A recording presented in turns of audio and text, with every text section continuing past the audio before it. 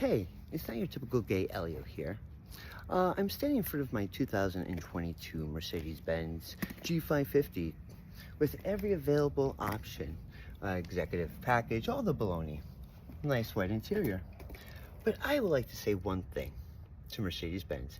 Thank you so much for charging me around $200,000 for a car that gives me frostbite. Thank you. From these door handles. Frostbite, door handles equals Mercedes-Benz G550, because in cold climates, you can't get inside your car because it's frozen. So you have to get a bucket of hot water, put some rubbing alcohol in it so it doesn't freeze on the floor. You have to pour it on top. 2 will actually be suffice. And your door handles, your doors will open so you're able to get in your car and go.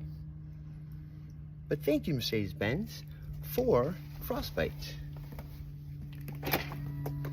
You should put that in your advertisement. Frostbite included in your G550 in cold climates.